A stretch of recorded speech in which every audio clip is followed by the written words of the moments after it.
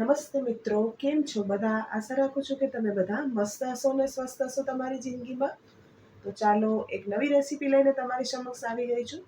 આજે આપણે બનાવીશું બટર મસાલા કોર્નની રેસીપી. ખાલી 2 જ મિનિટમાં તૈયાર થઈ જાય છે અને બાળકોને આ રેસીપી ખૂબ જ ભાવે છે. બાળકો શું મોટાને પણ આ રેસીપી ખૂબ જ ભાવે છે અને ઝટપટથી બની જાય છે. અને હમણાં તો લીલી મકાઈની સિઝન છે, તો મકાઈ પણ સસ્તી છે, તો આ રેસીપી આપણે બનાવી શકીએ છીએ. તેના માટે મેં ગેસ પર એક કઢાઈ લીધી છે અને તેમાં 1 ચમચી જેટલું મેં બટર નાખ્યું છે. તમે વધારે બટર ભાવતું હોય તો તમે વધારે બટરનો ઉપયોગ પણ કરી શકો છો. હવે બટરને આવી રીતે આપણે મેલ્ટ કરી લેવાનું છે. બટર મેલ્ટ થાય પછી જ આપણે કોર્ન નાખવાના છે. મેં આ એક મોટી લીલી મકાઈ જે આવે તેના દાણા કાઢી લીધા છે, તે આપણે નાખી દઈશું અને ગેસની ફ્લેમ આપણે મીડિયમ રાખીશું. જ્યારે બટર મેલ્ટ થાય ત્યારે ગેસની ફ્લેમ આપણે લો રાખવાની છે, નહીં તો બટર છે તે બળી જશે.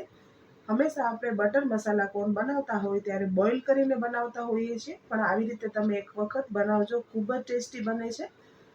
હવે આ સ્વાદાનુસાર આપણે મીઠું નાખી દઈશું અને આવી રીતે તેને સતત હલાવતા રહેવાનું છે.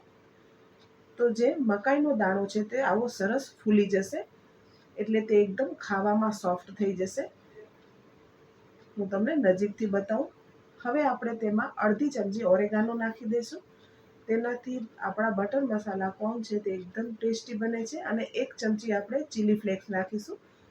તમારી પાસે જો ઘરમાં ચીલી ફ્લેક્સ ન હોય તો તમે લાલ મરચાંનો ઉપયોગ પણ કરી શકો છો.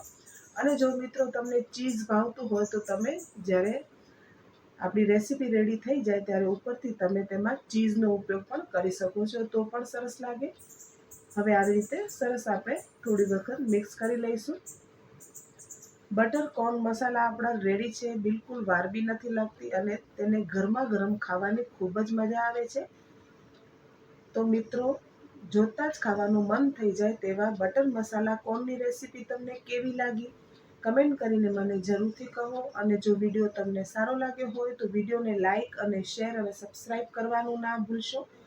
બાજુમાં રહેલા બેલ આઇકનને જરૂરથી પ્રેસ કરજો, તેથી તમને મારી આવનારી રેસીપીના નોટિફિકેશન મળે. વિડીયો સારો લાગ્યો હોય તો તમારા ફેમિલી અને ફ્રેન્ડમાં પણ શેર કરશો. ને મિત્રો, ક્યારે તમે બટર મસાલા કોર્ન બનાવો છો ઝરમર વરસાદમાં ખાવાની મજા પડે તેવા? તો ચાલો મિત્રો, ફરી મળીએ આવી રેસીપી સાથે. ત્યાં સુધી આવજો. Thank you for watching.